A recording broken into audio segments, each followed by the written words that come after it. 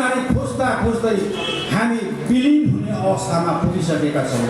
हाम्रो जाति नै एउटा दलाली जस्तो परिस्थितिमा पुगेका छौँ र त्यो हाम्रो साधारण जनताको दोष छैन, तर हाम्रो नेतृत्वको दोष हो र उहाँले हामीलाई सधैँभरि बिक्री गर्दै गर्दै लग्यो र यसपछि हामीले यस्तो खालको सङ्घर्ष तयारी गरेका छौँ, यस्तो खालको लडाइँ तयारी गरेका छौँ।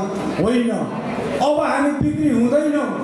हामी आफै सरकारसँग लड्ने, सरकारसँग आफ्नो अधिकार हामी के चाहँदैछौँ त्यो माग्ने परिस्थितिमा हामी उभिनुपर्छ भनेर बिस्तार गर्दै आज हामी यो ठाउँमा आइपुगेका छौँ। र हामी जहिले पनि माग्ने ठाउँमा मात्रै थियौँ। हामी जहिले पनि हामीलाई यो चाहिन्छ त्यो चाहिन्छ भनेर हामीले हाम्रो अस्तित्वको निकै चिनारी हामीले माग्ने पक्षमा मात्रै थियौँ। तर अहिले हामी दिने पार्टी जो चाहिँ केन्द्र सरकार छ उसँग संलग्न भएर हामी उभिएका छौँ। हो, यहाँ साँचो कुरो बताउनु अप्ठ्यारो छ। एउटा हाम्रा म त अब कबीरपन्थी र मेरो गुरुले भन्नुहुन्छ हाम्रो उसमा के अरे यति राम्रो प्रकारले है साचा कहूँ तो है मारनको धावे, झुटा कहूँ तो जगपति आए। त्यसले गर्दा बुथ प्रेसिडेन्ट सर्वोपरि हुन्छ। हामी जिल्लाका हौँ, तर जिल्लाको कार्यकर्ता भन्दाखेरि भारतीय जनता पार्टीमा बुथ प्रेसिडेन्टको भूमिका महत्त्वपूर्ण हुन्छ र भारतीय जनता पार्टीले जहिले पनि बुथलाई प्रायोरिटी दिन्छ। त्यसमा एउटा कथन छ, मेरा बुथ सबसे मजबुत। र हामीले इन्स्ट्रक्सन दिइसकेका छौँ। जम्मा कालेबुङ विधानसभामा पहिला 261 बुथ थियो, अहिले 40वटा अक्जिलियरी बुथ थपिएर 301 बुथ भएको छ। र जम्मै बुथ प्रेसिडेन्टहरूलाई हाम्रा भाइ बहिनी, दाजुभाइ दिदीबहिनी सबैलाई हामीले इन्स्ट्रक्सन दिइसकेका छौँ, मेरा बुथ सबसे मजबुत। तपाईँ बुथको लागि मात्रै तपाईँले सोचिबस्नुहोस्। जब तपाईँको बुथ सक्सेस हुन्छ, बुथबाट तपाईँले बहुमूल्य भोटको मार्जिन ल्याउनुहुन्छ, तब अटोमेटिक शक्ति केन्द्रको जित हुन्छ। शक्ति केन्द्रको जित भनेको नै मण्डलको जित हो, मण्डलको जित भनेको नै विधानसभाको जित हो। त्यसले कतै केही गडबड भन्ने छैन। भारतीय जनता पार्टी यस्तो पार्टी हो, अहिलेको यो नेटको युगमा मैले त्यस्तो वृत्तान्त भनिबस्नु आवश्यक छैन। किनकि जबसम्म यस देशमा काङ्ग्रेस सरकार थियो र वर्ल्डको विभिन्न देशलाई माग्नु पर्थ्यो, मागेर चलाउनु पर्थ्यो। तर जब मोदी सरकार आयो, भाजपा सरकार आयो, तब विश्वलाई दी खाने सरकार भयो। दी खाने सरकार, मागी खाने सरकार भारतबाट अन्त्य भएर गयो। दी खाने सरकार भएकोले गर्दा हामी सबै भारतीय जनता पार्टीमा जे जति संलग्न छौँ, हाम्रो एउटै इन्टेन्सन हो, हामी सङ्घीय ढाँचामा काम गर्छौँ। मोर्चामा विमल खेमामा सम्मिलित भएर काम गर्दैथ्यौँ, ट्रेड युनियनको काम गर्दैथ्यौँ, पार्टीको काम गर्दैथ्यौँ। तर आज दुवै पक्ष, विमल खेमा पनि विनय खेमा पनि ममता दिदीको काखमा गएर बसेको हुँदाखेरि हामीले यही ममता दिदी हो हामीलाई दुःख दिने र गोर्खाल्यान्ड दिनै दिँदैन भन्ने यही ममता दिदी हो। र हिजोको दिनमा यही सिप्सुमा गोली ठोकेर मार्ने पनि ममता दिदीकै पुलिस हो र हाम्रा कार्यकर्ताहरूलाई बलजफ्ती केस लगाएर यस ठाउँबाट बाहिर निकाल्ने पनि ममता दिदी नै हो। र आज विमल गुरुङज्यू पनि विस्थापित भएर जानुपर्ने अवस्था ममता दिदीकै हो। र आज यो अवस्थामा उहाँहरू फेरि फर्किएर गोर्खाल्यान्डलाई बिर्सिएर टिएमसी पार्टीमा सम्मिलित हुँदाखेरि आज हामीले ती गोर्खा जनमुक्ति मोर्चा छोडेर हामी कदाचित पनि टिएमसी पार्टीमा सम्मिलित हुन सक्दैनौँ भन्ने कुरालाई ध्यानमा राखेर भारतीय जनता पार्टीमा सम्मिलित छौँ। जनताको इच्छा आकाङ्क्षा पुरा गर्छ भने भारतीय जनता पार्टीले गरेको हुन्छ। हामी सिन्कोना बगानवासी, चिया बगानवासीले धेरै दुःख पाएका छौँ। एउटै कुरा, भारत स्वतन्त्र भएर अहिलेसम्म पनि हामीले पुस्तौँ बिताइसक्यौँ, तर सिन्कोना बगानवासी, चिया बगानवासीले न्याय पाएको छैन। 87वटा चिया बगान छ दार्जिलिङ जिल्लामा, त्यो मध्ये 6वटा चिया बगान हाम्रो कालिम्पोङ जिल्लाभित्र पर्छ र यो जिल्लामा बस्ने चिया बगानका मजदुर दाजुभाइहरू, कर्मचारी दाजुभाइहरूले न्याय पाएका छैनन् र यो न्यायको निम्ति यो हामीले जमिनको मालिकाना अधिकार पाएका छैनौँ, पर्चा पट्टा पाएका छैनौँ र यो पर्चा पट्टा दिन्छ भने जुन पार्टीले आज चुनावी घोषणा पत्रमा लेखिसकेको छ, अब भारतीय जनता पार्टी तयार छ। भारतीय जनता पार्टीले फरेस्टमा बस्ने फरेस्ट भिलेजकाहरूलाई र चिया बगानमा बस्ने चिया बगानको बासिन्दालाई र सिन्कोनावासीलाई पर्चा पट्टा दिन्छु भन्ने सङ्कल्प पत्रमा घोषणा गरिसकेको छ र यही चिया बगानवासीको हितको निम्ति हामीले काम गर्नुपर्छ र यो आउँदो 17 तारिक सम्पन्न हुने चुनावमा हामीले भारतीय जनता पार्टीको प्रार्थी हामीले योग्य उम्मेदवार पाएका छौँ।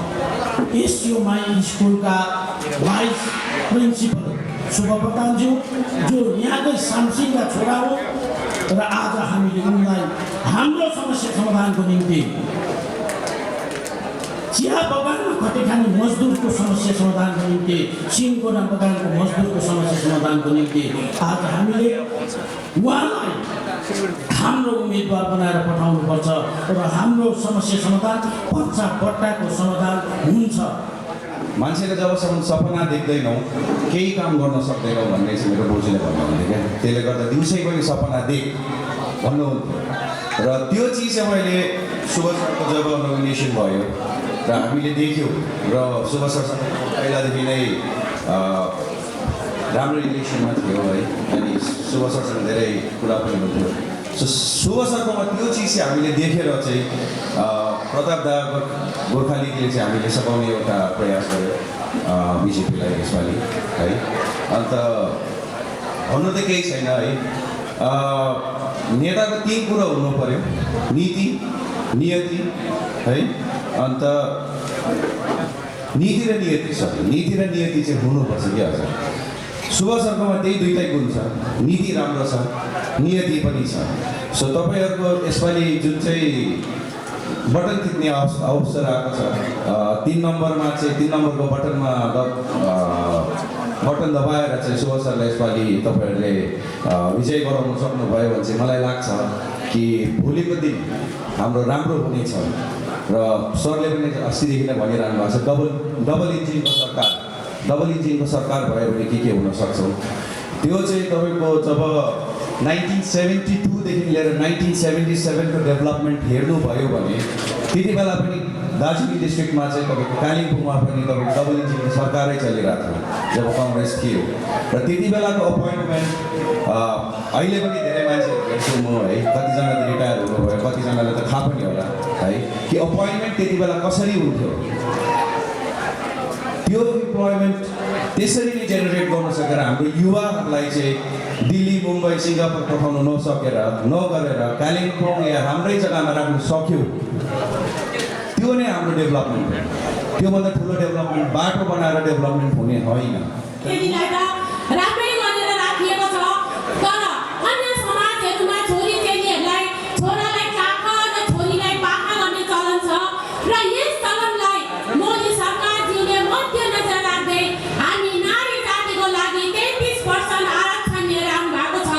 र अर्को कुरा, हाम्रो देशमा हाम्रो जुन छोरी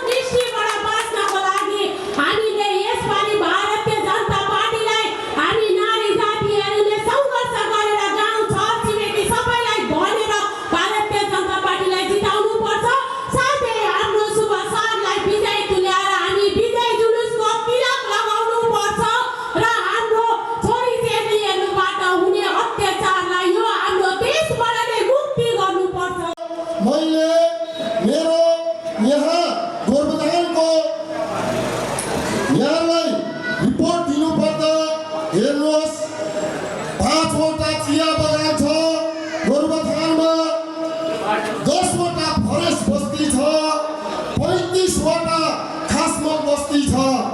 त यी खासमल बस्ती फरेस्ट बस्ती चिया कमानका 100% युवाहरू मध्येमा 20% मात्रै डिफेन्समा छन्, 5% सरकारी नोकरी गर्छन्, 10% अस्थायी कर्मचारी भनेको मोमबत्ती सारा। यहाँले पढाउनु भएको स्टुडेन्टहरू सायदै आज कोही डक्टर भयो होला, कोही इन्जिनियर भयो होला, कोही पाइलट भयो होला, तर यिनीहरू भनी भिरको चिन्डो उँधो उँभो भने जस्तो मोमबत्ती सारा एउटा कोठालाई मोमबत्तीले रातभरि उज्यालो पारेर मान्छे सुतिसकेपछि आफै मर्छ। यस्तो स्थितिको अस्थायी कर्मचारीहरू छन्। अनि 10% भोलिन्टियरमा सिपिएल क्याजुअल लिपमा नोकरी गरिरहेका छन्। अनि बाँकेका युवाहरू 10% चाहिँ पलायन छन्। अरू बाँकी बाँचेका यहीँनिर कोही उता कोही यता, कोही उता कोही उँधो कोही उँभो। हेर्नुहोस् त युवा मोर्चालाई भन्नुपर्दा एउटै कुरो छ, एउटै मात्रै कुरो छ। अघिबाटै एउटा युवा मोर्चाले गोरुबथानको युवा मोर्चाले जहिले पनि भन्ने गर्थ्यो, खोइ त हाम्रो पनि कोही कोही बेला त हुनुपर्ने नि त। के हुनुपर्ने भन्दाखेरि म्युनिसिपालिटीको चेयरम्यान हुनुपर्ने, विधायक हुनुपर्ने, एमपी हुनुपर्ने त कहिले पनि देखिउन त भएको। त यसपालि चाहिँ हामीले पनि आफ्नो मान्छे हुन्छ कि भनेर जोड लगायौँ, जोड कस्यौँ, कम्बर कसेर निक्ल्यौँ। त यहीँ पल्लोपट्टिको दाजु भनौँ, सर भनौँ, जे पनि भनौँ, यहीँ पल्लोपट्टिको भूमिपुत्र हुनुहुन्छ। पश्चिम बङ्गाल विधानसभाको यस क्षेत्रको लागि चुनाव हुनेवाला छ। यहाँ थुप्रै उम्मेदवारहरू मैदानमा छन्। अनि ती उम्मेदवारहरूमध्ये हामीले छानेको उम्मेदवार, हामीले जिताएर पठाउनु पर्ने एमएलए शुभ प्रधान हुनुहुन्छ। शुभ प्रधान घर घरको नाम हो, गाउँ गाउँको नाम हो, बस्ती बस्तीको नाम हो। प्रत्येक मान्छेले शुभ प्रधानलाई चिन्नु भएको छ। उहाँले आफूसँग गोविन्द लेप्चालाई एमएलए बनाउनु भयो, हर्कबहादुर छेत्रीलाई एमएलए बनाउनु भयो, सरिता बुढाआमालाई पनि एमएलए बनाउनु भयो। र यो पालि थुप्रैलाई एमएलए बनायो भनेर सायद भगवान्ले तिमी आफै एमएलए भएर जाऊ भनेर उम्मेदवार बनाउनु भयो। र हामीले शुभ प्रधान सरलाई नै किन जिताउँ, बिजेपीको उम्मेदवारलाई नै किन जिताउँ भन्ने कुरा तपाईँलाई म राख्न मान्छु। हाम्रो साथीहरूले भन्दैछ दुईटै खेमाकोले, हामी फेसबुकतिर देख्न पाउँछौँ नि, दुईटै खेमाको एउटै छेमा हो, दुईटै खेमाको एउटै छेमा भनेर फेसबुकतिर हामीहरू देख्न पाउँछौँ। अनि दुईटै पार्टीको साथीहरूले जितेर गयो भने उनीहरूको मुद्दा बचाउनुको लागि ममता ब्यानर्जीलाई मुख्यमन्त्री बनाउने। जनता मूर्ख छैन। ममता ब्यानर्जीलाई मुख्यमन्त्री बनाउनुको लागि तपाईँहरूले भोट दिँदाखेरि, तपाईँहरूले भोट हाल्दाखेरि हाम्रो मुद्दा त बाँच्दैन, मुद्दा हराउँछ। ममता दिदीले काँडे तारबाट मान्छेहरू हाल्छ, काँडे तारबाट। त्यसको उदाहरण यहाँ चाल्सामा हेर्नुहोस्, डामडिङमा हेर्नुहोस्, ओद्लाबारीमा हेर्नुहोस्, मालबजारमा हेर्नुहोस्।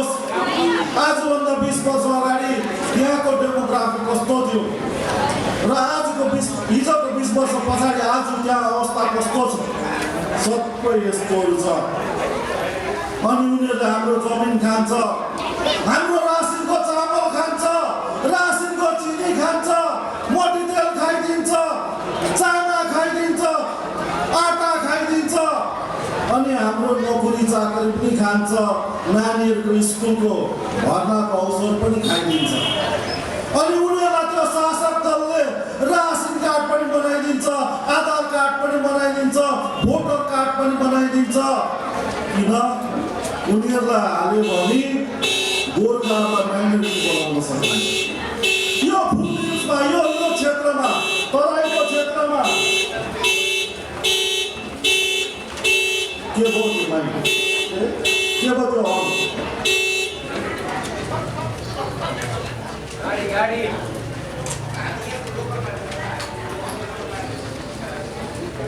उनीहरूले हाम्रो अवसर खाइदिएको हुनाले हामी गोर्खाहरू, मैले अस्ति अमित शाहलाई भेट्न जाँदाखेरि हाम्रो दार्जिलिङ पहाडको राजनीतिक दलहरूले अमित शाहलाई भेट्नुभयो पिपिएस र 11वटा हाम्रो जातिहरूको जनजातिको अधिकारको निम्ति। अमित शाहलाई भेट्दाखेरि हामीले भन्यौँ गोर्खाहरू र भारतीय जनता पार्टी भनेको नेचरल अलाइज हो। हामी आफै एकाअर्काका सम्पूरक हौँ। किन? गोर्खाहरूले पनि देशभक्तिवाला हुन्छ, गोर्खा पनि। अनि बिजेपीले पनि देशभक्तिको कुरा गर्छ, देशभक्तिका लागि काम गर्दै आएको छ। त्यसकारण गोर्खाहरू र बिजेपीहरू two sides of the same coin, एउटै सिक्काका दुई पाताहरू जस्तो हुन् भनेर भन्दाखेरि अमित शाहले हो भनेर भन्नुभयो। र त्यो वार्तामा हाम्रो कुरा भएको छ यो 11वटा जाति, यहाँ साथीहरूले फैलाउँदैछ खोइ 11वटा जाति भने। 11वटा जाति भारत सरकारको अटर्नी जेनरल भनेको भारत सरकारको पक्षको पैरवी गर्ने वकिल, 1 नम्बर वकिल, जसको मतलब स्टेटस, जसको आधार भारतको क्याबिनेट मन्त्रीको दर्जा हुन्छ, उहाँलाई ओपिनियनको लागि पठाएको छ। त्यो एनी टाइम आउनु सक्छ। मैले भन्दै थिएँ one fine morning our people will be एसटी, सुतिरहेको हुन्छ, बिहान उठेर हुँदाखेरि सबै एसटी भएको हुन्छ भने त्यो दिशामा काम हुँदैछ। अमित शाहले गर्छु भनेर भन्नुभएको त्यो ओपिनियन आएर कसरी यो खसलाई, तपाईँले प्रधानहरूलाई, राईहरूलाई कसरी एसटी बनाउने त्यो दिशामा काम हुँदैछ। र अर्को पिपिएसको कुरामा पनि वार्ता सुरु भएको छ। अब यो चुनाव पछाडि सायद फेरि वार्ता हुन्छ। अब हल्ला गरेर पहिले 11वटा वार्ता गएको जस्तो हुँदैन, हल्ला नगरी हुन्छ। र फाइनल जसरी लद्दाखको भयो, जसरी बोडोल्यान्डको भयो, त्यसरी नै घोषणा गर्नुपर्छ भनेर भन्नुभएको छ। र फेरि साथीहरूले भन्छ ममता ब्यानर्जीलाई चिफ मिनिस्टर बनाउनु, मुद्दा बचाउनु चाहिँ उनीहरूलाई भोट दिनु। हामीले उनीहरूलाई एक्सपिरियन्स गर्यौँ। विमल गुरुङलाई भोट दिँदा, उसको पार्टीलाई भोट दिँदा के फाइदा भएको छ? जुरन राई जङ्गल बसे अरू केही फाइदा भएको हामीलाई थाहा छैन। जुरन राई जङ्गल बसेको बाहेक अरू केही फाइदा भएको थाहा छैन। बिचरा जुरन राई इमान्दार छ, मसँग राम्रो सम्बन्ध छ, उसको छोरा पनि मेरो बेला बेला आउँछ भाइ, राम्रो छ। तर अरूलाई केही जनतालाई, गोरुबथानको जनतालाई केही फाइदा भएन। अनि विनय तामाङ र अनित थापालाई अब उनीहरू सत्तामा थियो, सत्ता त के अब ब्याकडोर भयो।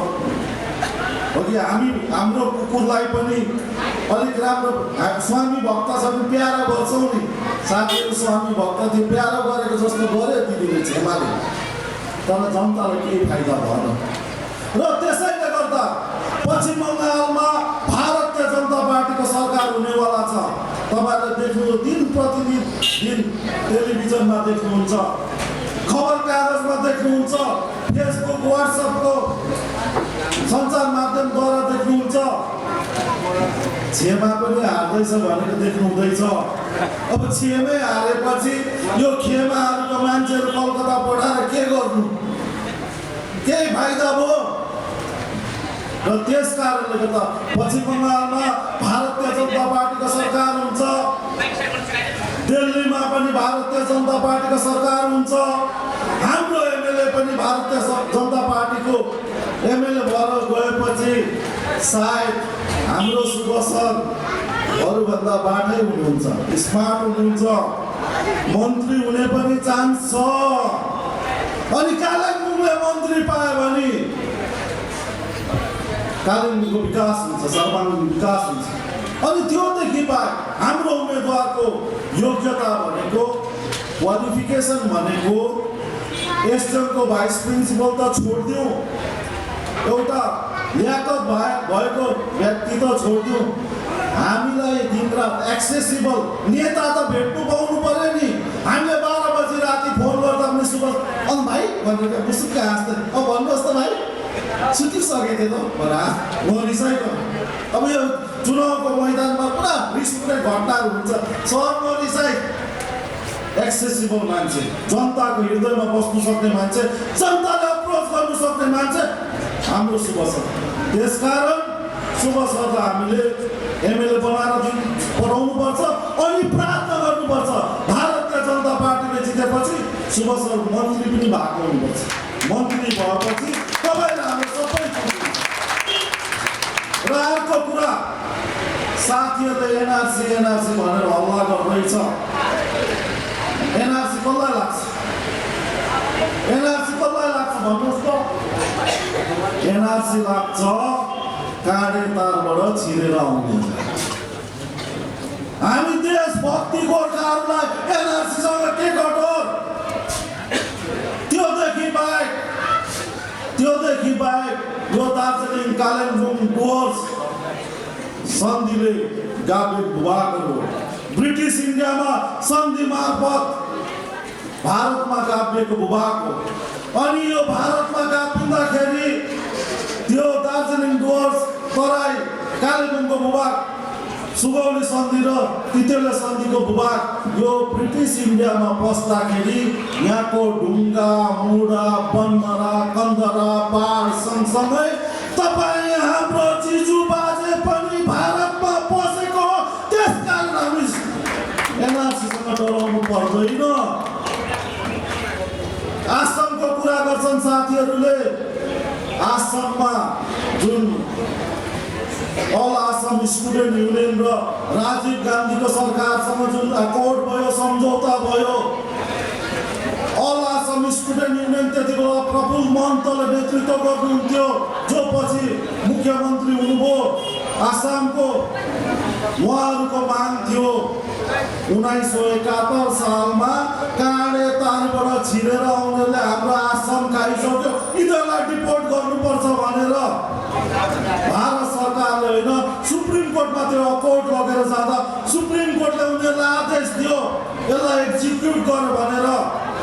एक्जिक्युट गर्दाखेरि एक्जिक्युसन गर्ने मान्छेले अलिकति बैमान गर्दा हाम्रो पनि 40-50 हजार दाजुभाइ दिदीबहिनीहरू ती भोटर भएको छ, भोटर लिस्टबाट नाम काटेको छ। अनि त्यो कसरी काट्यो भन्दाखेरि अब हाम्रो त हाम्रो बानी छ नि, अहिले हाम्रो दाजुभाइ राई दाजुभाइले सबैले प्राय खम्बु लेख्छ। पहिले बाजेको पालामा चामलिङ लेख्थ्यो, अघि चामलिङहरूले थुलुङ लेख्थ्यो। मेरो पनि निनी थुलुङ हो, मेरो आमाको आमा थुलुङ हो, थुलुङ लेख्थ्यो। त्यहाँदेखि राई लेख्यो। अहिले के लेख्छ? अब सपोज विनोद राई थुलुङ किराँती अथवा खम्बु के लेख्छ? अब त्यो गेजेन भयो नि, लिङ्केज मिलेन। बाउको नाम थियो वीरबहादुर थुलुङ, उसको छोराको नाम लायो धनबहादुर राई, नातिले लेख्दैछ वीरबहादुर थुलुङ किराँती खम्बु राई। लिङ्केज भन्दाखेरि गडबड भयो। तर त्यसमा पनि कानुनी समाधान छ। हामी के हाम्रो कोही बेला भोटर कार्डमा नाम अर्कै हुन्छ, कतिमा कुमार हुन्छ, कतिमा सिंह हुन्छ, कतिमा बहादुर लेखेको हुन्छ, कतिमा कुमारै हुँदैन, भोटर कार्डमा कुमार हुँदैन, आधार कार्डमा कुमार छ, स्कुलको सर्टिफिकेटमा नाम छुटेको हुन्छ। 1 and same person भनेर एफिडेभिट गर्छ नि, एफिडेभिट गरेर सायद बेसी पऱ्यो भने सरकारी कागजमा पब्लिकेसन गर्नुपर्छ। त्यति गर्यो भने भइहाल्छ। अनि बिजेपीले आसाममा एनआरसीको इम्प्लिमेन्ट गर्दा जुन पाठ लिएको छ, जुन शिक्षा लिएको छ, त्यसलाई हेर्दाखेरि अब आउने एनआरसी भयो भने यो त्यति साह्रो गडबड हुँदैन। र भारतवर्षको खाँटी नागरिकले एनआरसीको विरोध गर्नु भनेको चाहिँ देशको विरोध गर्नु भनेको हो। जो कार्यतालबाट छिरेर आएको छ तिनीहरूले मात्रै एनआरसीको विरोध गर्छ। म तपाईँलाई एनआरसी किन हुनुपर्छ भन्ने कुराको प्रश्न एउटा उदाहरण दिन मान्छु। 1952 सालदेखि 1967 सालसम्म सिलगढीमा जर्ज बाबर सुब्बा भन्ने पहिलो गोर्खालीको नेता एमएलए हुनुहुन्थ्यो। सिलगढीमा जर्ज बाबर सुब्बा नै म्युनिसिपालिटी कर्पोरेसनको मेयर हुनुहुन्थ्यो। अहिले सिलगढीमा हाम्रो मान्छेले एमएलए र कर्पोरेसनको चेयरम्यान त बिर्सिदिनुहोस्, म्युनिसिपालिटीको काउन्सिलरसम्म उठ्नु सक्दैन। किन भन्दाखेरि बङ्गलादेशबाट आएको इन्फ्लक्स त्यहीँ बसेको छ। त्यसको उदाहरण म तपाईँहरूलाई दिउँ। 2001 को सेन्सस हेर्नुहोस्। 2001 को सेन्सस अनुसार भारतवर्षको जनगणनाका आधारमा भारतवर्षको वृद्धि दर, जनगणनाको वृद्धि दर थियो तपाईँको 23%। दार्जिलिङ, कालिम्पोङ, खरसाङको वृद्धि दर थियो 18%। सिलगढीको जनसङ्ख्याको वृद्धि दर थियो कति भन्नुहोस् त? 117%। 117%। अन्त सिलगढीमा चाहिँ के गर्यो? सुँगुरले पाठा जन्माएको जस्तो नानीहरू जन्मिएर त्यत्रो भयो। अनि तिनीहरूले हाम्रो अधिकार खोज्यो। अनि फेरि 2011 हाम्रो दार्जिलिङ पहाडको 17% जस्तो, नेसनल ग्रोथ रेट 23% जस्तो, सिलगढीको ग्रोथ रेट 59%। तिनीहरूलाई खिच्नुपर्छ। तिनीहरूले हाम्रो रासिनको चामल खान्छन्, हाम्रो नानीको स्कुलको स्थान खोजिदिन्छन्, नोकरी चाकरी खाइदिन्छन्। तिनीहरूलाई खेद्नुको लागि पनि हाम्रो अधिकार बचाएर, हाम्रो संस्कृति, हाम्रो धर्म, हाम्रो परम्परा बचाएर राख्नुको लागि एनआरसी हो भाग गर्नुपर्छ भन्ने हाम्रो गोर्खाली पार्टीको पनि त्यही पक्ष छ। पनि कालेबुङको विधायक बनाउने ठाउँ चाहिँ गोरुबथान भनेर म चाहिँ मान्छु। कि कस्तो तपाईँ के भन्नुहुन्छ? हो कि होइन? कालेबुङमा जहिले पनि विधायक बनिने ठाउँ चाहिँ गोरुबथान हो। तर गोरुबथान अहिलेसम्म हेल्याइ भएर बसेको छ। हो कि होइन? विगतको जुन 2016 को चुनाव भएको थियो, त्यो चुनावमा 11,431 को भोटको अन्तरले सरिता गुरुमा अनि हर्कबहादुर छेत्री ज्यूको बिचमा अन्तर गराउने पनि गोरुबथानै हो। त्यसलाई हामीले कदाचित भुल्नु हुँदैन, त्यो कदर हुनुपर्छ। हेर्नुहोस्, म आजसम्म यो चुनावी प्रक्रियामा आएको होइन, तर योभन्दा अगाडि म जग्गा जग्गा यहाँ 7 खेप 8 खेप आएर तपाईँहरूसँग जोगाजोग गरिरहेको थिएँ। अनि हिजो आज कन्टिन्यू मेरो कालेबुङमा सभाहरू भइरहेको छ। तर यहाँ बिहानदेखि नै भाइहरूले दाजु तपाईँ आउनुपर्छ, तपाईँले नै अस्ति यहाँनिर गठन गर्नुभएको भनेर भन्दाखेरि म जसरी पनि समय निकालेर म पुग्नुपर्छ भन्ने हेतुले यहाँ आएको हुँ। अनि बाटोमा मैले भाइहरू देखेँ, मलाई ल्याउनु माथिसम्म आइपुगेछ। ती भाइहरूको आशा आकाङ्क्षा धेरै छ र म यी शुभ सरलाई पनि यही भन्न चाहन्छु। म धेरै ठाउँहरूमा गएर सभाहरू गरेको छु। अस्ति देखेँ मैले, योभन्दा अगाडि आएर सभा गरेको दिदीहरू बहिनीहरूलाई देखिरहेको छु। त्यहीँ खोलामा हामीले सभा गरेको थियौँ। त्यो सभाहरूमा उहाँको आकाङ्क्षाहरू, इच्छाहरू के छ भन्ने कुराहरू सोधेको थियौँ। अनि मैले त्यति बेला भनेको हेर्नुहोस्, एमएलए अहिले नाम घोषणा गरेको छैन, तर जो पनि एमएलए हुन्छ ल्याउने काम मेरो हो भनेर मैले त्यति बेला भनेको थिएँ। अनि शुभ सर हुनुभयो। उहाँ एकदमै राम्रो मान्छे। उहाँले स्कुलको क्षेत्रमा मात्रै नभएर राजनीति क्षेत्रमा पनि धेरै राम्रो कामहरू गरेको छ। यो तपाईँहरूलाई म एउटा सानो उदाहरण दिन्छु, सायद अहिले तपाईँले उहाँको मुखबाट पनि सुन्नुहुन्छ होला। धेरै राम्रो कुराहरू उहाँले 2017 को आन्दोलनमा आफ्नो एउटा गरिमामय पोस्ट कालेबुङ म्युनिसिपालिटीको चेयरम्यान जस्तो ठाउँलाई छोडेर, कारण किन? गोर्खाल्यान्डको लागि छोडेको थियो नि त उहाँले। तर आज उहाँ त्यति बेलासम्म बसिरह्यो। हामीले पनि एउटा मान्छेको आश गऱ्यौँ, म सायद त्यो मान्छेको नाम लिन चाहन्न। सबैजनाले नै तपाईँहरू हामी सबै कालेबुङवासी दार्जिलिङवासी सबैजनाले नै एकैजनाको मान्छेको आशमा बस्यो। जुन हेरेको जस्तो भन्छ नि सुकुले जुन हेरे जस्तो टल्ल परेर हेरि बस्यो, तर रित्तो हात आयो। आउँदाखेरि चाहिँ त्यही जो मान्छेले चाहिँ हाम्रो 13 जना शहीद बनाएको थियो त्यसैको खुट्टामा गएर पाउ पर्दाखेरि त हाम्रो त मन त खासाखुसी भयो नि त सबैजनाको, हो कि होइन? अनि टुको कतिजना नेताहरू उहाँले सायद यहाँ आएर तपाईँलाई घरको बाचाहरू गरेको छ, मैले सुन्नमा आइरहेको छ। मैले अघि नै यो रिपोर्टहरू पाएँ है। त्यो सबै केन्द्रको तपाईँहरू भ्रम नपर्नुहोस् है, 200वटा घर दिन्छु भन्ने कुराहरू चाहिँ भ्रम नपर्नुहोस्। त्यो चाहिँ सबै केन्द्र मोदी सरकारको मार्फत मात्रै हुन्छ। त्यसलाई नाम बदलाएर उनीहरूले नाना थरीको नामहरू बदलाएर काम गरिरहेको छ। त्यही कारणले गर्दा सायद त्यो टिनहरू बाँड्ने कामहरू पनि भइरहेको छ, मलाई थाहा छ। तर टिन ल्याउनुहोस् न, म चाहिँ भन्छु टिन ल्याउनुहोस्, तर भोट लाउने बेलामा चाहिँ कमललाई नबोल्नुहोस्। किनभनेदेखि दुःखको समयमा अघि हाम्रो अगाडिका वक्ता प्रताप दाजुले भन्नुहुँदै थियो कि अनिकालको समयमा जुन प्रकारले अनिकाल भन्थ्यो 86को समयमा आन्दोलन हुँदाखेरि भोकै परेको थियो, तर यो पालि त यत्रो 3-4 महिना लकडाउन भयो, कसैलाई पनि भोकै पारेन नि त। तपाईँहरूको मनमा पनि यो पसेको छ हो किन भन्नुहोस् त? मैले अगाडिको एउटा सभामा पनि यो कुरा गरेको थिएँ। हामी बजारमा केटाहरू एउटा सङ्गठनबाट, म कालेबुङ टुविलर पनि रिप्रेजेन्ट गर्छु है, एउटा त्यो लकडाउनको टाइममा कति ठाउँ चामलहरू जस्तो रासन कार्ड नहुँदाखेरि हामीले उठाएर चामलहरू बाँड्ने काम गऱ्यौँ।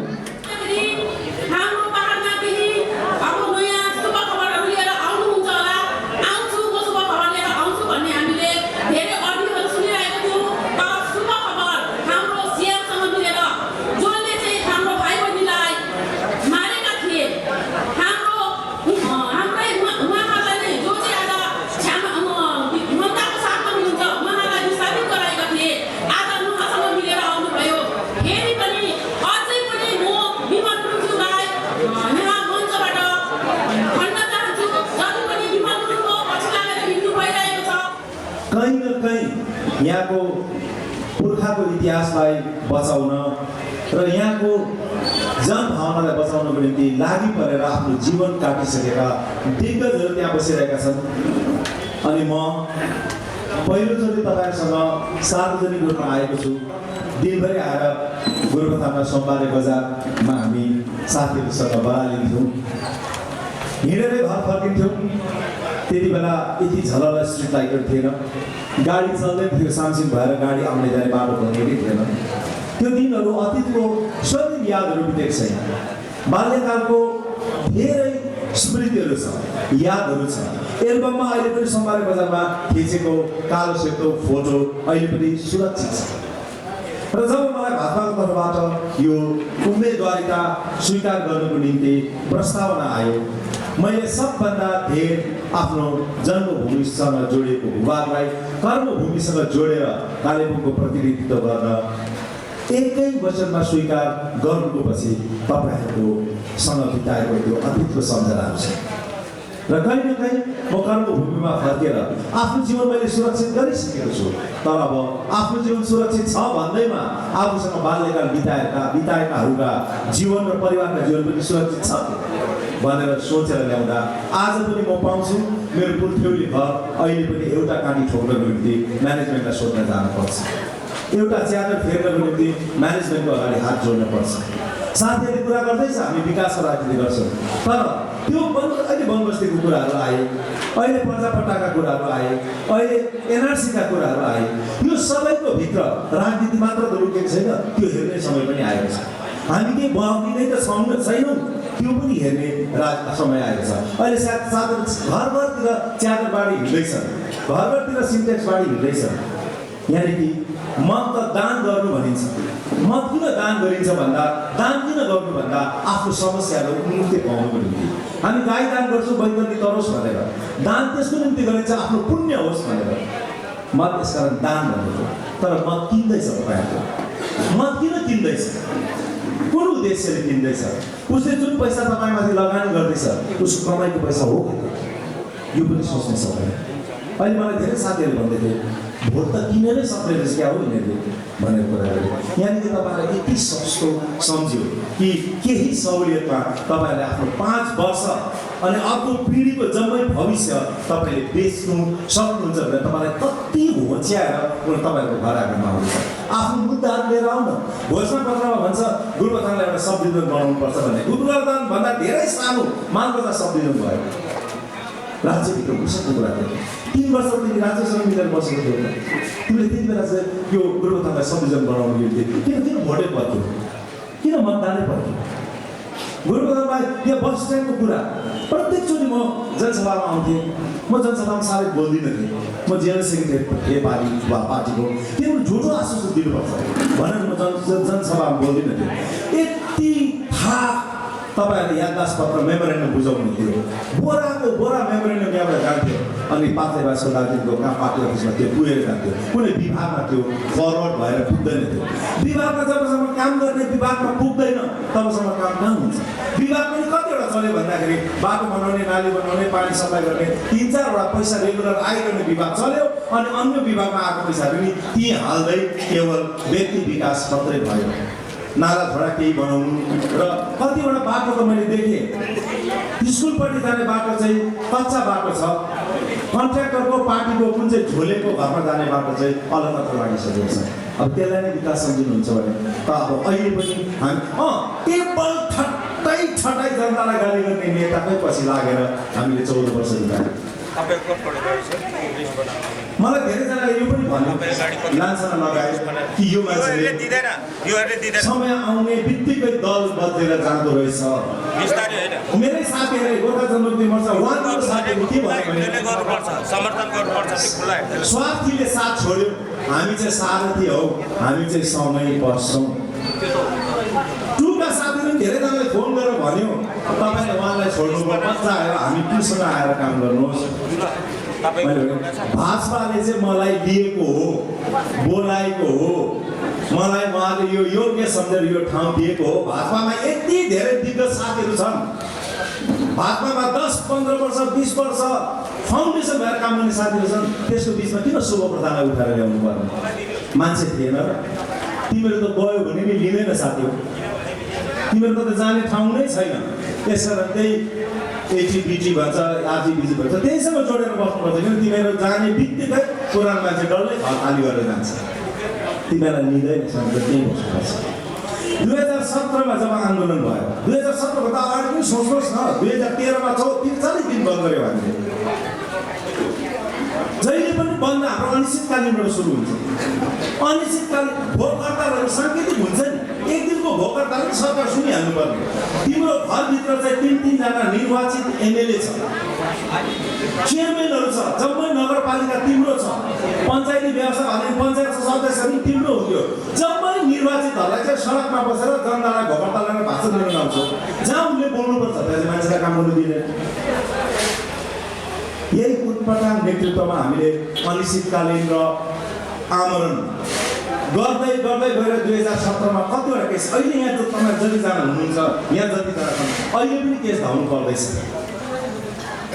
अन्तमा गएर साथीहरू बङ्गालसँग मिलेर फाइदा चाहिँ के भयो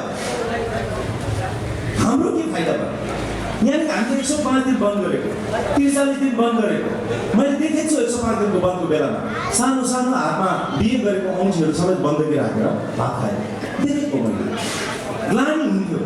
तर कहाँ एक रात एउटा फोन आउँछ अनि फोन आएपछि भोलिपल्ट हामी अनिश्चितकालीन बन्दमा जान्छौँ। मैले भने त्यति बेला यो बिना गोलपोस्टको गोली खेल्दैछौँ हामी न दिल्लीलाई कानुन तातो नकनाइ न कलकत्तालाई तातो नकनाइ बन्द गरेको छ राम्रो खबर आउँछ भनेर अडियो मेसेज आइरहेछ। कालिम्पोङमा हुँदैन यो त सरकारले गर्न सक्नु बङ्गाल सरकारले गर्न सक्नु यो गर फरेस्ट राइट एक्ट यसरी गर्दै मैले 5वटा अरू कुराहरू पनि थिए यो कुराहरू गर भनेर मैले भनेको थिएँ। रोशन गिरीलाई लिखित रूपमा पनि दिएको मैले उनीहरू गरेन केवल त्यसको पछि कुदेकै अझै पनि 2टा टाउको झुन्ड्याएर हिँडिरहेको छ साथी। त्यसपछि आएर भन्छ अनि मैले र पनि साथ छोडिन जबसम्म अन्तिम साथी घर फर्केर आफ्नो गृह प्रवेश गरेन। तपाईँहरूले सुन्नुभयो जब सिलगढीमा आए उनीहरू जनसभा गर्नु पहिलोचोटि बङ्गाल उत्तर बङ्गाल आए म आफै उद्घोषक भएर त्यहाँ बिजेपीलाई नै गाली गरेको मञ्चमा उभिएको थिएँ सँगै बसेको दार्जिलिङमा त्यत्रो धेर दिग्गज भएको ठाउँमा म आफै उद्घोषक गर्नुभयो कालिम्पोङमा आउँदा म आफै दिनभरि आफैले मञ्च बनाएर एउटा भाइस प्रिन्सिपलको इन्स्टिट्युसन आफै मञ्च बनाएर राति बाद केस पनि खाएँ मैले मेरो पासपोर्ट रिन्युअलमा थियो त्यो केसको कारणले गर्दा अहिले अल्झेर बसेको छ त्यो सानो केसको कारणले गर्दा पार्टी बिच जलाएको दोष लगाएर 65,000 चोरेको दोष लगाएर मलाई एकपल्ट केस लगाएँ र पनि म त्यो साथीहरूसँग साथै बसेँ 7 तारिक जनवरीको दिन 10 तारिक जनवरीको दिन मेरो गाउँको भाइ निमा तामाङलाई मैले गृह प्रवेश गराएपछि 11 तारिकको दिन भनेको थिएँ अब म मेरो हिस्साको राजनीति गर्छु अब म कुनै राजनीतिक दलसँग जोडिएँ भने म त्यो दलसँग जोडिन्छु जुन दलले मलाई दार्जिलिङबाट फोन गरेर बन्द गरेर खोल गरेर भनेर आदेश दिँदैन 1 लाख रुपियाँको फाइल बोकेर मलाई दार्जिलिङ बास बस्दै पुर्याउँदैन म निर्णय मेरो खुवाको लागि आफै निर्णय लिने ठाउँमा पुगेँ भनेदेखि म राजनीति गर्छु नत्र भने म पेन्सनै मेरोमा यथेष्ट छ म आफ्नो पुर्ख्यौली घर फर्केर बस्छु भनेर मैले सोचेको थिएँ त्यति बेला निश्चित थियो मेरो राजनीतिको भविष्य तर जब मलाई भाजपाका साथीहरूले यो प्रस्तावना दिए एउटा कुरा अझै म भन्नु यहाँ आवश्यक सम्झिन्छु एउटा कुरा अझै भन्नु आवश्यक सम्झिन्छु म साथीहरू जब फर्केर आयो 3.5 वर्ष विस्थापित भएर फर्केर आएपछि मैले के आशा गरेको थिएँ भने पुरा सडकमा झरेर साथीहरू घर फर्केको छ अब साथीहरूमा त्यो परिपक्वता आयो होला अब साथीहरूमा त्यो बुद्धि ज्ञान आयो होला मैले त अन द फेस 1 to 1 बसेर भनेको हेर्नुहोस् अनि माइकमा पनि भने मैले राम पनि जब वनवास गएको थियो गएका थिए त्यति बेला युवराज राम भएर गएका थिए तर जब उनी 14 वर्षको वनवास काटेर फर्के मर्यादा पुरुषोत्तम भगवान राम भएर फर्के वनवासले एकान्तवासले मान्छेलाई बोधि ज्ञान दिन्छ बुद्धले पनि आफ्नो जम्मै रातपात छोडेर जब एउटा रुखको मुनि बसे बोधि ज्ञान प्राप्त गरे र अष्टलिङ्ग मिडल पाथ चलाएर म अगाडि बढ्छु भनेर आयो तिमी सरकारसँग मिलेर अगाडि बढ्छु भनेर त आयो तर लिएर चाहिँ के आयो अनि यो साथीले दिएको यति धेरै साथीहरू छन् दार्जिलिङमा कालिम्पोङमा गाडी बेचेर केस लड्दैछ यही गोपाल अहिले 21 सालको 22 केस लड्दैछ 2017 मा जब 105 दिनको बन्द भयो यति धेरै दार्जिलिङबाट उछाएर मान्छे पठाउँथ्यो कि कालिम्पोङमा चाहिँ मान्छे मरेन कालिम्पोङमा चाहिँ सरकारी अफिसहरू जलेन कालिम्पोङमा चाहिँ पुलिससँग भिडन्त भएन भनेर हामी दिँदैनथ्यौँ किनभने गोल प्रोसेस छैन गोली खेलेकै गरेछ अझै मान्छे मारेर अझै केस हालेर भोलि त्यो केसको पैसा कसले तिर्छ बेल कसले गराउँछ जिटिएको सन्धि जलाइहाल्यो जिटिए फर्किन सक्दैन टर्म पनि सकेको छ 3टा म्युनिसिपालिटी छ एउटा म्युनिसिपालिटी चेयरम्यान म छु 2टा म्युनिसिपालिटी चेयरम्यान जेलमा छ कसरी सम्मान टाउको भरि ऋण 52 लाख रुपियाँ ऋण पुगिसक्यो भोगताल गराउँदाखेरि खर्च त्यो भन्दा अगाडि प्रोग्रामहरू गरेको म्युनिसिपल इलेक्सनमा म म्युनिसिपल पक्कै पाएको छैन गिरी पुरस्कार गरेको 52 लाख रुपियाँ टाउकोमा छ सबै साथीहरू हरायो साथीहरू बङ्गालसँग मिलेर 2 मा गयो पुलिस राज सुरु भयो मलाई यति धेरै दबाव भयो कि मैले म्युनिसिपालिटी छोडिदिएँ उनीहरू झन् मैले जानु चाहिनँ छोडेर 15 दिन म सिङ्गापुर गएर बस्नु परेको थियो पुलिसको दबावको कारणले गर्दा त्यसपछि जब शान्त भयो म फर्केर आएँ सुसुप्त अवस्थामा बस्यौँ एक न एक दिन हाम्रो जङ्गल पसेको साथीले दिल्ली भएर कुनै न कुनै एउटा व्यवस्था लिएर आउँछ अनि त्यो दिन हामी 2021 को भोट जित्छौँ अनि भोट जितेर त्यसपछि हामी सरकारसँग मिलेर एउटा नयाँ यात्रा सुरु गर्छौँ भनेर मैले फर्केर बसेको थिएँ तर जब रित्तो हात फर्केर आएर पनि साथीहरूले टेबल ठट्टाइ गाली गर्नु थाले यसपछि चाहिँ मेरो आफ्नै अन्तरात्माले मानेन हम इसको सिकाएंगे व्यक्तिगत दुश्मनीको शिकार हामी भयौँ र चन्द्र इन्जिन साथीको कुरा गर्दै थिएँ उहाँलाई हस्पिटलमा मैले डक्टरसँग किनभने जेलमा डक्टरले रेगुलर भिजिट हुन्छ जेलमा जाने डक्टर नाम लिँदैन उहाँको प्रशासनिक मलाई एउटा आचार संहिता छ अनि यहाँ नाम लिनु पनि हुँदैन उहाँलाई मैले भने सर मेडिकल्ली उसलाई एउटा रिजन देखाइदिनुहोस् उहाँलाई हामी पहिला हस्पिटलमा हाल्छौँ मेडिकल सर्टिफिकेट बनाउँछु 200 कागजपत्र बिमारी बाउ आमा घरको परिवारको बनाइभइकन कम्पेन्सेट ग्राउन्डमा कन्डिसनल बेल माग्छु भने मानवताको हैसियतबाट बेल माग्नु प्रताप भाइ नै हुनु पर्यो प्रताप भाइले त्यहाँदेखि एउटा ड्राफ्ट बनायो जोइन्ट मुभ गर्यो 3-4 जना लयर मिलेर पिपीलाई बेल अपोज नगरिदिनुहोस् भनेर हात जोड्यौँ हामीले। जब चन्द्र भाइको बेल भयो, दार्जिलिङको जम्मै लयरको टिम हाम्रो पार्टीको साथीहरू उठेर मलाई पठाइदिएको थियो। यो कामहरू गर्थ्यो। कसैको पनि गोर्खाबाट पुरानो साथीहरू, गोर्खा जनमुक्ति मोर्चा 1 मा बस्ने साथीहरू जतिजनाले पनि तपाईँहरूले सोध्नुहोस्, सबभन्दा सुरक्षित आन्दोलनमा होस् या सरकारसँगको जति पनि सङ्ग्राम भयो त्यसको बिचमा मझधारमा कोही थियो भने शुभ प्रधान थियो। तर पछि गएर यिनीहरू मलाई के भन्यो, यो मान्छे सरकारसँग मिलेर आन्दोलन गर्दैछ भनेर 11 महिना बेला पार्टीबाट निकालेर राखिदियो। अनि अहिले आएर अस्ति रोङ्गोमा मिटिङमा के भनेछन्, बडो दुर्भाग्यपूर्ण कुरो। अनि यस्ता नेतृत्वबाट हामी हुनु पनि अब हाम्रै दोष हो, न राम्रो पढे लेखेको, न ब्याकग्राउन्ड केही हेर्छौँ हामी, कति बुझ्छ, ब्युरोक्राट्सहरूसँग बोल्दाखेरि कति ढङ्ग पुऱ्याएर भाँती पुऱ्याएर बोल्न सक्छ ती हेर्दैनौँ हामी सम्झिन्छौँ। यहाँनिर यो हार्ट सेटको अगाडि जति डरलाग्दो फटाएर बोल्छ, जति जोडले बोल्छ, त्यही नै मात्रै हाम्रो मुद्दा पार गर्छ भनेर हामी सोच्छौँ। तर एकजना मुख्यमन्त्रीले मलाई भनेका थिए, Mr. Pradhan, you say you have sacrificed 1200 plus lives on street during your agitation. There is no evidence in any country of India or any state of India that a new state is created after such a sacrifice. यति धेरै मान्छे मारिसक्यो, 1200 गन्ती बढिरहेको छ, 14, 15, 4, 7 गर्दै जोड्दै जानुहोस्। बन्द मात्रै जोड्यो भने त हामीले वर्षको रेकर्ड तोडेको छौँ, कुनै देशमा नभएको रेकर्डहरू तोडेको छौँ। त्यसको बादमा उहाँले भन्नुभयो मलाई, if you want to create a state, negotiate with the country, make sure that country believes you. सरकारले पावर दिनुभन्दा अगाडि कसलाई दिँदैछु, युनिभर्सिटीमा जब हामीलाई डिग्री दिन्छ, भाइस चान्सलरले कसम खानु लाउँछ, यो तिमीलाई युनिभर्सिटीले दिएको डिग्री हो, तिम्रो योग्यतालाई कदर गरेर दिएको डिग्री हो। तर यो डिग्री लिएर तिमी जहाँ पनि जान्छौ, यो डिग्री आफै त केही पनि होइन, कागजको टुक्रा मात्रै हो। यो डिग्रीसँग जोडेर तिमीलाई जुन चाहिँ योग्यतासँग हेर्छ, त्यतिको योग्य भएर आफूलाई प्रस्तुत गर, नत्र तिम्रो होइन, यो डिग्रीको अपमान हुन्छ। तपाईँले मतदान आज यत्रो गरममा तपाईँहरू कहाँबाट आएर भोक पनि लाग्न थालेछ, मलाई सुन्नु हुँदैछ र मलाई भोलि विश्वास गरेर भोट दिएर पठाउनु हुँदैछ। मलाई पठाएको कहाँ, फेरि फर्केर आएर तपाईँलाई अनिश्चितकालीन बन्द गराएर आन्दोलन अनसन राखेर फेरि तपाईँलाई भाषण सुनाउन पठाएको, दिनु चाहिँ तोपेर पठाउनु हुँदैछ, फेरि फर्केर आएर क्यास लिएर भिस्टा मार्न लाउनु हुँदैछ। त्यो त गर्नु भएन। र त्यति बेला ती महाशय एउटा मुख्यमन्त्रीले मलाई भनेको कुरा आज मलाई याद आउँछ।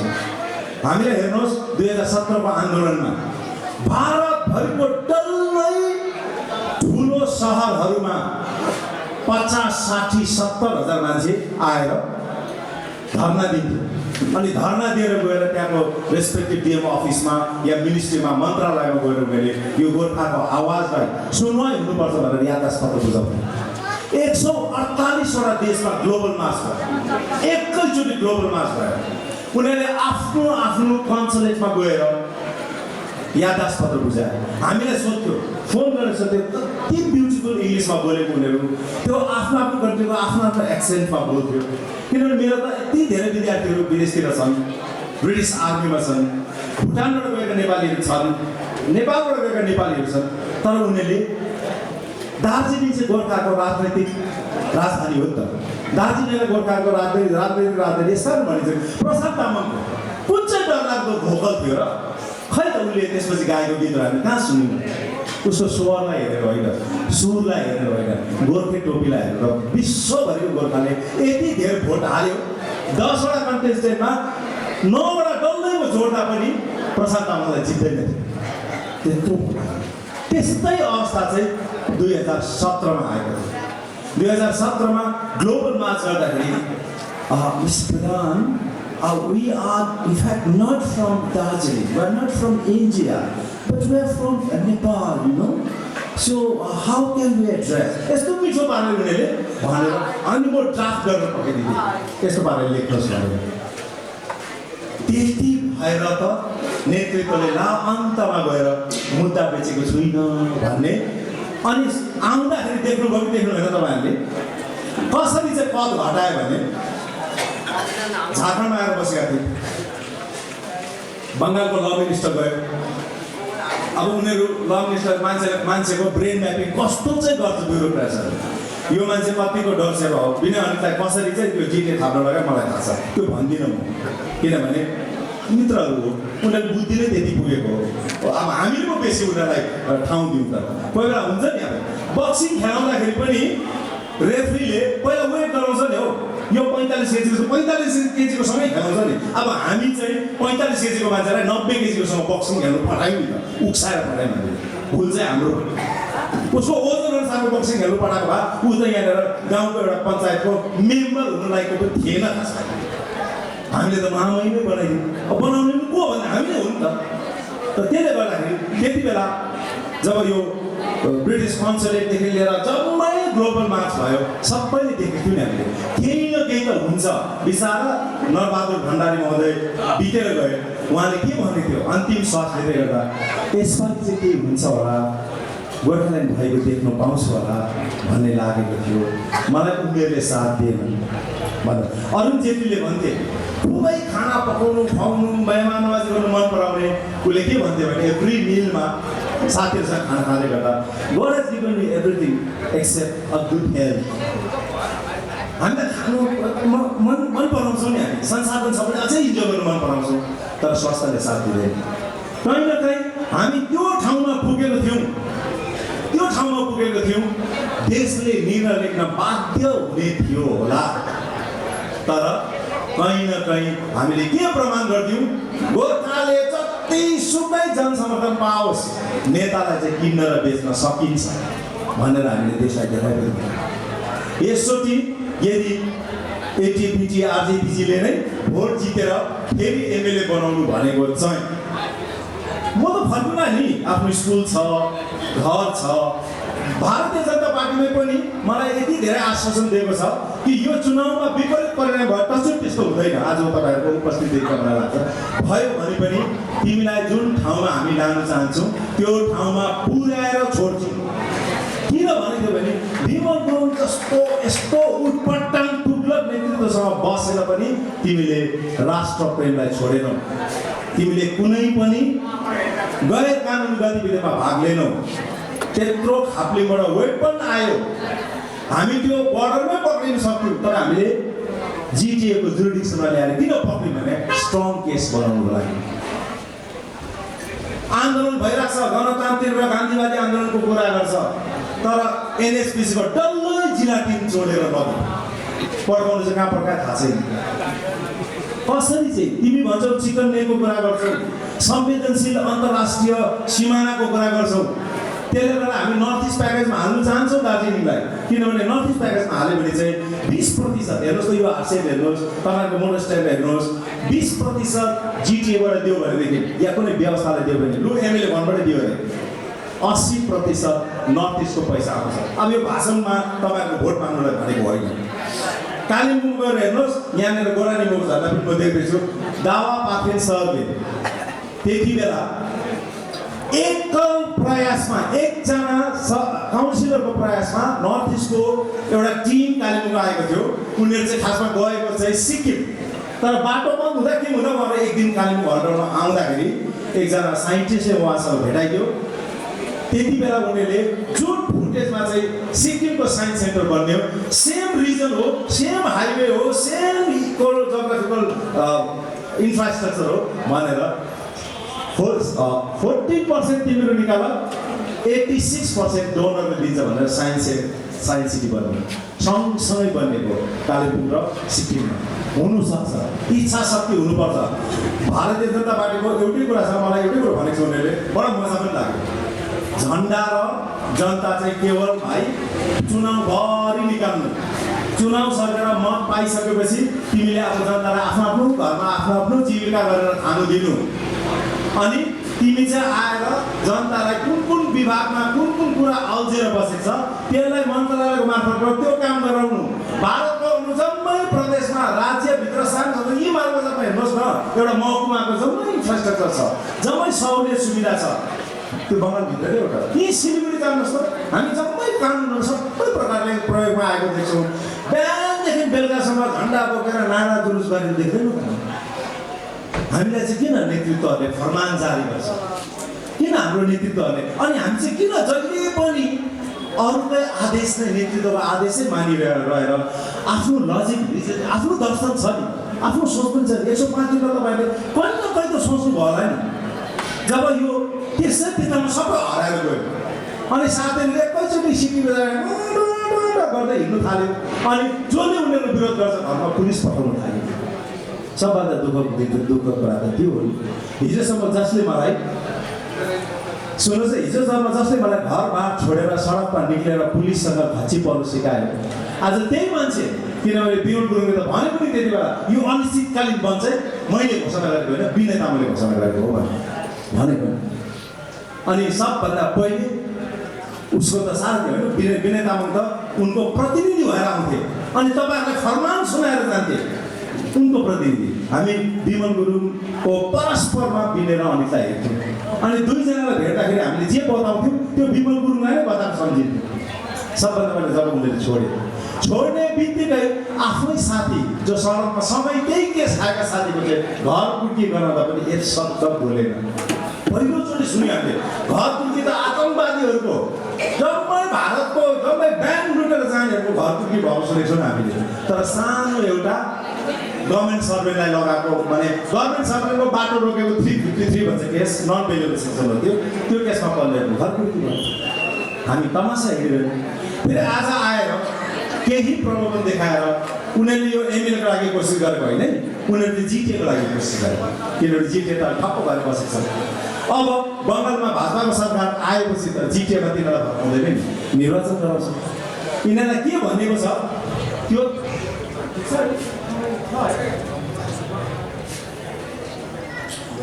हेर्नुहोस्, जति पनि हाम्रो 11वटा वार्ता भएको है, 11वटा वार्ता भएको, 11वटा वार्ता भनेर आएको जिटिए आम्मामा मलाई धरि नचाह्यो मेला ग्राउन्डमा, कम्मर मर्काइ नाचे। एउटा साथीले त क्याप्सन पनि लेखेर मेरो फोटो वाट्सएप गर्दैछ, नाच्दै गऱ्यो, बारुदसँग नाच्दै गऱ्यो। बारुद अब चिन्नुहुन्छ तपाईँ होइन, कस्तो बारुद, अब ओसेको हो कि पटेकाको बारुद हो कि साँच्चै तोपको बारुद हो। उसको भाषण कस्तो हुन्थ्यो, सिआरपी आउँछ होइन हाम्रो आन्दोलनमा, टाउको चाहिँ झोलामा हुन्छ, जिउ चाहिँ खोलामा हुन्छ, टिस्टाको पानी चाहिँ रगत भएर रातो बग्छ। फर्स्ट स्पिकरमै बारुद। अन्त ऊ पनि भन्नु थाल्यो त्यहाँनिर ठाडो आउँछ तेर्सो जान्छ, त्यसो भन्नु थाल्यो है। अन्त त्यहाँदेखि गएर देशको सरकारले के भन्छ, हामी त सबभन्दा देशप्रेमी जाति हौँ, हामी त एकदम देशभक्त जाति हौँ, हाम्रो जम्मै सिमाना कसले छेकिदिएको छ, जम्मै सिमानाको सुरक्षा कसले गरेको छ, हाम्रो गोर्खा फौजले। अनि त्यही गोर्खा फौजबाट रिटायर भएर आउने भूतपूर्व सैनिकलाई अगाडि लगाएर त्यो रिटायर भएर बस घर सानो आफ्नो जुनैभरिको पुँजीलाई लोनसोन थपेर घर बनाएर बस्नेलाई चाहिँ तिमीले कस्तो नेतृत्व दिँदैछौ, बन्दुक बोक्नु सिकाउँदैछौ, बारुद बनाउनु सिकाउँदैछौ, अनि भाषण के दिँदैछौ। मैले त भन्थेँ डिएम अफिस चलायो डिएमले दिने हो गोर्खालाई, आफ्नै ब्लक अफिसहरू चलाउँ भन्छ साथी। अरे तिम्रै आफ्नै बाउ बाजेदेखि लिएर आफ्नै घर परिवार कर्मचारीको कागजपत्र छ त्यहाँ, भोलि डुब्बिने बनाउँदा सिधै अफिसरले भनिदिन्छ तिमी होइन चलाउने। अन्त आफ्नो वर्ल्ड हेरिटेज जलाइयो दार्जिलिङले, जलाइयो। 105 दिन बाद जब टुरिस्ट आयो दार्जिलिङमा सबभन्दा पहिला के छ त्यो सुक गर्ने सामग्री, कति गीत गायो, कति गीत बनायो, कस्तो मजा हेरेलैमा हिमालको उता जम्मै त्यो दार्जिलिङको इतिहास बोकेको धरोहर जलाइयो। गऱ्यौँ नि त लो, केस पनि खायौँ, मान्छे नि माऱ्यौँ, 105 दिन भोके पनि हिँड्यौँ, 105 दिनै भाषण पनि दियौँ, सुन्यौँ, कसैले गाडी भाडा दिएन, खाना दिएन, र पनि घरबाट किलोमिटर कसो हिँडेर आयौँ। भोक हडताल राखेको छ 7 दिन 8 दिन, म त साइन्सको टिचर हो नि, म बुझ्छु नि। 7 दिन 8 दिन एक थोपा पानी पनि नखाएर मान्छेको बडीको कन्डिसन कस्तो हुँदै जान्छ, कति डिटोरेट भएर जान्छ। आज आउँछ डक्टरले भन्छ रिपोर्ट लेख्छ kidney is thoroughly compromise super sir and pressure is very low it's 90/60 you have to take care भनेर जान्छ। अनि भोलिपल्ट आउँदा फेरि प्रेसर त नर्मल भइरहेको छ 120/80हरू भइरहेको छ हो। किडनी पनि अलिकति फङ्सन गर्न थाल्यो युरिन पास गर्यो भन्छ है। मजाक हुँदै गयो एडमिनिस्ट्रेसनको अगाडि अन्डरस्टिमेट गर्नु थाल्यो हाम्रो बन्दाहरूलाई। दार्जिलिङको रातभरि गाडी चल्थ्यो सौदा पातको केही कमी छैन। कालिम्पोङमा चाहिँ रातारात कुन चाहिँ सौदा लिएर आयो केटाहरूले गाडी पक्रिँदो रहेछ अन्त फाइन साइन तिरायो आधी त्यो सामान आफै उठायो भोलिपल्ट फेरि उही रबिन हुड भएर त्यो सामान रिलिफमा पाएको छ। उटपटाङ भइरहेको छ। लास्टमा मलाई एसपीले फोन गरेर भने हेर्नुहोस् हुँदा अङ्ग्रेजीमा भनेको हेर्नुहोस् भोक हडतालहरू यदि कमोसन हुन्छ मान्छे मरेर कमोसन हुन्छ जनआक्रोश बढ्छ फाइलिङ गर्नु पनि स्टेज आउँछ थाना जान यो इतिहास पढ्नुहोस् तपाईँले इतिहास पढेको मान्छे पढ्नुहोस् हामी त्यस्तो खालको सिचुएसन क्रिएट हुन्छ भनेर थाहा पायो भने चाहिँ कति बेला चाहिँ सबभन्दा बेसी मान्छे कम्ती हुन्छ त्यो भर्ता बसेको ठाउँमा घाँडा उठाएर हस्पिटल हालिदिन्छ अनि पुलिसले कन्ट्रोल गरेर राखिदिन्छ त्यो हस्पिटल। त्यसो गर्छौँ हामी। मान्छे मर्छ कमोसन हुन्छ जनआक्रोश हुन्छ त्यो हामी त्यो सिचुएसन आउनु दिँदैनौँ। तपाईँहरूको हामी सबै खबर छ राति कोले ड्युटी गर्छ वाट्सएप भएर यहाँ आइहाल्छ यी हेर्नुहोस् भनेर मलाई वाट्सएप पठाइदियो। पार्टी अफिसमा राति ड्युटी गरेको लिस्ट बनिरहेछ त्यो ड्युटी गर्ने मान्छे कहाँ बस्दैछ सबै उसलाई खुल्लीलाई खबर भइरहेको छ किनभने थानाकै छेउमा त्यस्तो गर्दा उसले भने बिहान ठिक्क 4 बजीदेखि 6 बजीको बिचमा तपाईँको 15जना मान्छे पनि हुँदैन थियो। मेरो डल्लै फोर्स छ 15जना मान्छेलाई मैले केही पनि गर्नु पर्दैन थानामा मैले डल्ल एउटा ब्ल्याक फायर मात्रै गरेर त्यो 15जना घट्छ एउटा रुम उठा लगेर हालिदिन्छ भनेर भन्थे। मैले भने don't worry they won't die भनेर भन्थे। अनि मर्यो भने चाहिँ तिम्रो अगेन्स्टमा पनि केस हुन्छ किनभने तिमीले चाहिँ उनलाई मर्नु उक्साउँदैछौ। यदि सही कारणको लागि भोक हडताल बसेको छैन भने त्यो भोक हडताल चाहिँ एटेम्प्ट टु कमिट सुसाइड हुन्छ। अनि attempt to commit suicide is a non bailable section. हामी आफ्नो जीवन स्वेच्छा मार्नु पाउँदैनौँ। एउटा मान्छे झुन्डेर मर्दैछ त्यो मान्छे बाँच्यो र उसको ठुलो कारण केही छैन भने त्यो मान्छेलाई खासमा एटेम्प्ट टु कमिट सुसाइडको केस लाग्छ। त्यो सेक्सन त के हुन्छ संविधानको धारा त्यो सब हुँदै पनि हामीले मान्छे मर्नु दिउँ। बरु मैले आफ्नो पद छोडेँ तर कुनै साथीको साथ छोडिनँ। यसकारण मलाई जब थाहा भयो कि अब मलाई राजद्रोह लाग्दैन मलाई थाहा भयो जब एउटा कुरो याद गर्नुहोस् मलाई अस्ति प्रेसले सोध्यो जब विमल गुरुङबाट फर्केँ यसपालि चुनावमा तपाईँ कुन मुद्दा लिएर जानुहुन्छ